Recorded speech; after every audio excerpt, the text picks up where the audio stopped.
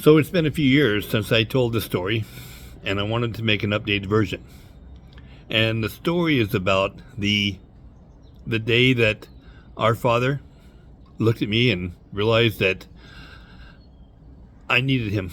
And he spoke to me. He sent somebody to speak to me. So I wanted to talk about that day, and I wanted to talk about another day in my life. 2 days in my life that were, one was positive, one was negative. So I'll get to the first one first. January 27th, 1978. It was a Friday. And there's two ways I know it was Friday. I remember it was Friday. I remember everything about that day. And there's two ways I know it was Friday, but it was a Friday, and I was attending the Seventh-day Adventist school. And because it was Friday, we got off early on Friday. So I lived about 15 minutes away in a car, but I took the city bus home. So it took about an hour each way. The second reason why I knew it was Fridays was because my mom's boyfriend would pick me up from school every Friday to get me back home within, it took me an hour, within, 10, 15 minutes, because my mom was babysitting my baby cousin, and she had an ongoing appointment on Friday afternoon. She needed me home earlier to watch my cousin David. Well, she did her appointment in between the time that she left and my aunt came to pick up my cousin. So, anyways, I get to school. I go to school like any other normal day, and we got off, I think, noon, 12:30, 1 o'clock. As I'm walking out in the hallway full of a bunch of kids, the principal comes by and he stops me, and just like in passing, he tells me that my dad had called and wanted me to wait there for him. And then he just walked away, and I didn't say anything to him, but I was confused because I was thinking, why would my dad come pick me up? Maybe my mom's boyfriend called and told him that, but that didn't really make sense because it was a given. I knew Friday the boyfriend would be there, and I seen him out there. So I was confused. I walked out there and I told him what happened. He had no idea. So we waited for, 10 minutes, see if my dad was going to show up. He did not. We went home. 15 minutes later, we pull up near my house, and I could see there was probably 50 people, maybe more, standing around the house, and couldn't get nowhere near the house. I stepped out of the boyfriend's car, and my neighbor, a friend of mine, was right there when I got out. And I said, "Hey, Mike." And apparently I had a smile on my face because I can remember his words. He tells me, "You're not going to smile when you find out what happened." And what happened was, so earlier that morning, my mom was babysitting my cousin. My brother had stayed home from school that day because he was going to go to the snow with the neighbors. Now, the neighbors were waiting to go. He didn't show up. They called the other neighbor, the parents of the one that met me, who went over to check it out. And long story short, I don't know that the kid and his brother, my friend and his brother, kind of walked in the house. I don't know what they seen, but inside that house, it was a bloodbath. It really was, because earlier in that day, a sociopathic serial killer that had been stalking Sacramento had struck again. And this time it was my mom, my brother, my baby cousin who was there, and they actually didn't find his body. His body was gone from the scene, but they knew he was dead because his crib was full of blood. He was 22 months old. And there was also a friend of my mom's. All had been killed. And I think about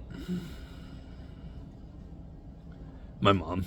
After, I think she probably died fairly easy, if you will. Afterwards, though, her body was desecrated, if you will, and some pretty obscene things were done to it. And I think about my brother. I think he went pretty quick too. He was shot point blank in the head. But I think about the last 5-10 seconds of his life. I believe that him and my mom's friend had run to a rental store to rent some snow boots and snow pants, something from the snow. I believe that when they came home, the man had already killed my mom and had her on the bed, had completely, as I said, desecrated her body. Jason, my brother, his body was found at her feet. And I think that he ran in, they got home, he ran in, and he seen my mom's body at its worst. And I think just like that, the guy turned around and put one in his head. So at least he was gone quick. But I think the last few seconds of his life was, trying to hold this camera up, I tend to let it slip a little bit, was just horrific, the things he's seen. Now, fast forward to the rest of that day, the next few days, and next couple years. I was brought into the house afterwards and seen images, in which are still kind of engraved in my head that I wish weren't. I started reading it was front page news for quite a while, and I was reading every article, knowing every detail that happened.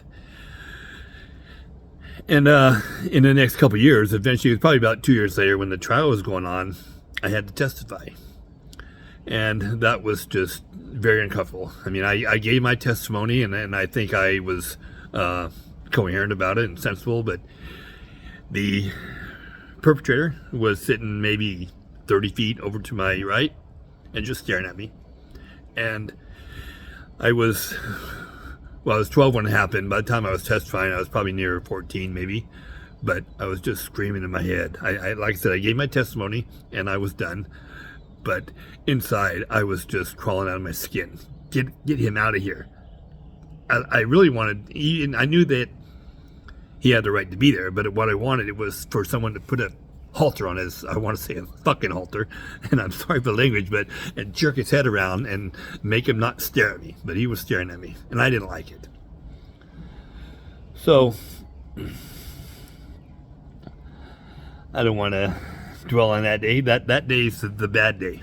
And because of some of those events, some of the things I seen, some of the things I learned about, some of the things that happened, I think I went into a state of shock, if you will, and I stayed in that state of shock for a number of years. So this happened in 1978. Now, I want to get back to the good day, because this day is the best day of my life. It was October 1995. I don't know the exact date. I wish I did, but I know it was October. And I was so depressed. I was hopeless. And I had certainly wasn't actively suicidal, but I was what we call passively suicidal. I couldn't care less. I was apathetic and wanted to die. Had no hope, no reason to live. I was living in these apartments and doing nothing, wasn't working, and just sit around all day, and probably most evenings I would sit out by the pool with a couple other tenants there, and we'd start drinking till whatever time. One of these nights there was a neighbor of mine, Herman, and Herman is a man who I will always be grateful for God sending. He told me later how for 3 days he felt the Holy Spirit tell him to go talk to me and tell me about the gospel.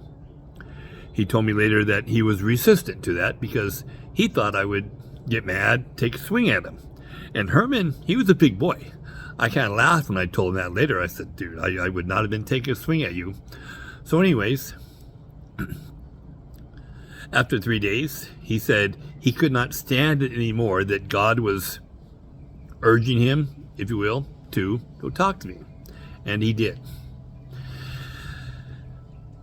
If you can imagine that, God knew what he was doing, because I was in a perfect state of mind. I was in a perfect place in my life. And he told me later how I shocked him, because he was expecting to be swung at. And instead, the response he got was, yes, yes, yes. I want Jesus. I want to know him. I want to feel his salvation and feel the joy that only he can give. Yes. We went up that very moment, that night, and quote unquote said a sinner's prayer, which changed my life. I mean, I literally, from that day forward, had a road to Damascus experience. Quit drinking. I was doing other chemicals at the time, meth and whatnot, and I quit the meth. One time, about 2 weeks later, I slipped and I did some meth, but never looked back. That was the only mistake I ever made. Quit drinking. Took me about a year to quit cigarettes, but I've been clean and sober and cigarette free for 28 years now. And I just wanted to remake this video and thank my God for that second day, October 95, when he revealed himself to me. If you had asked me before that day in October 95, depending on the day or even my mood that day, I might have said I was a Christian. Maybe not, maybe. Just depends on the mood. But after that day, after that experience, after the love that, I want to say the love that Herman showed me, but the love that God showed me through Herman was just amazing. And I still stand in awe of my God for what he did for me. He looked down and he seen the distress I was in, and he saved me. You know, the scriptures talk about people being stuck in mud and mire, and how I should have looked up, but there's a psalm about being stuck in the mire, and God rescued me. And I just want to thank my God, and I thank you guys all for listening. God bless you all.